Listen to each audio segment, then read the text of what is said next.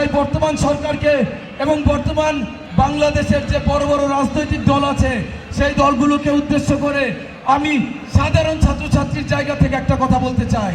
কেউ ক্ষমতায় যাওয়ার জন্য পাগল হবেন না, কেউ ক্ষমতায় থাকার জন্য পাগল হবেন না, কেউ ক্ষমতায় যাওয়ার লোভ করবেন না, কেউ ক্ষমতায় থাকার লোভ করবেন না।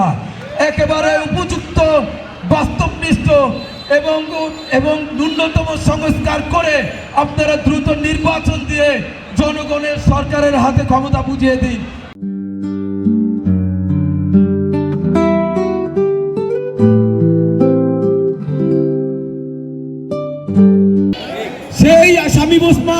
সেই শামীম ওসমানের সন্তানের দোসররা এখনো নারায়ণগঞ্জকে তারা অস্থিতিশীল করতে চায়, এখনো তারা নারায়ণগঞ্জে ফিরে আসতে চায়।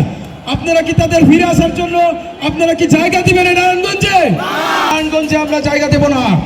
আমরা বলতে চাই, যখন এই আন্দোলনটা হয়েছে তখন আমরা আমাদের রাজনৈতিক পরিচয়ের উঠে আমরা কে ছাত্রদল, কে ছাত্র শিবির, কে সাধারণ, কে অসাধারণ আমরা দেখি নাই।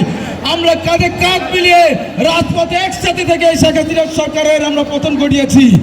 আমরা আবার কখনো যদি তারা মাঠে ফিরে আসতে চায়, আবার যদি তারা অস্থিতিশীল পরিস্থিতি সৃষ্টি করতে চায়, আমরা আমাদের রাজনৈতিক পরিচয়ের উঠে দেশটাকে আমরা সবাই ঐক্যবদ্ধভাবে তাদেরকে প্রতিহত করব।